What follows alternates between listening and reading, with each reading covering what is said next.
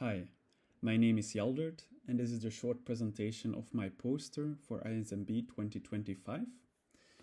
My research is about investigating the enzyme optimal temperature prediction possibilities, in a sense that we investigate in this short study whether or not we can predict temperature optimum without the use of organism crowd temperature, trying to use different transformer models and protein language models, as well as if we can expand the training set with pseudo labels from other models and what the impact is on our training.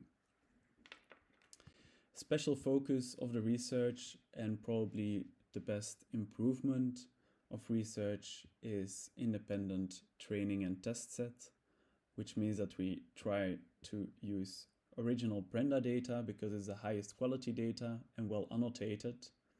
We then use an 80-20 split to create an independent test set, but important here is that the sequence similarity to all of the other training data sets should be really low, as well as no genus overlap, so no overlap between species.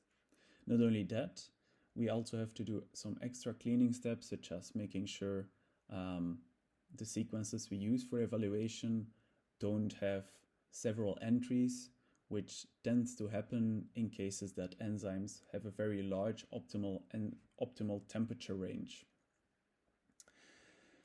Our work first investigates the use of organism growth temperature compared to no organism growth temperature using already an original training data set from a previous paper from Jaldert et al. Other work includes the use of tome annotated data as pseudo labels to try and improve our regression models.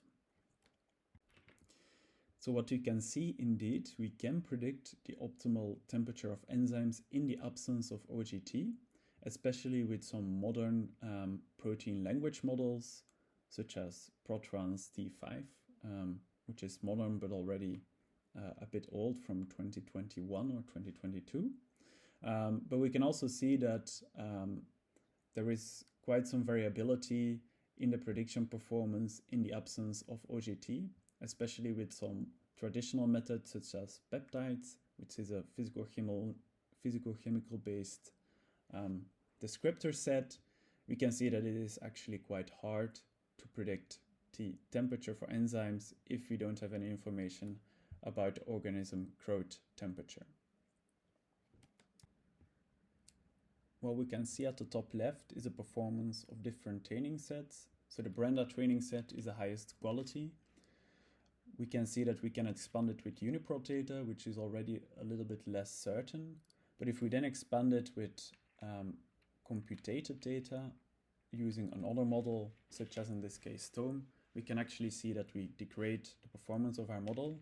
That doesn't mean the data is not useful. It can still be very useful, but likely only in retraining or fine-tuning large language models, but not for direct regression using XGBoost or deep learning methods. At the top right, we can see our fits. What you can see is that there is some slight variability, but also that predictions at the extreme can still be quite difficult, because you will have some samples which are predicted really high, but are actually really low in temperature, and vice versa. Lastly, you can also see that we try to predict or made models with deep learning models, or looked at how the learning evaluates or progresses with smaller training sets based on the test performance. But in both cases, you see we actually prefer a smaller model such as SVR or XGBoost to prevent overtraining and overfitting. Thank you.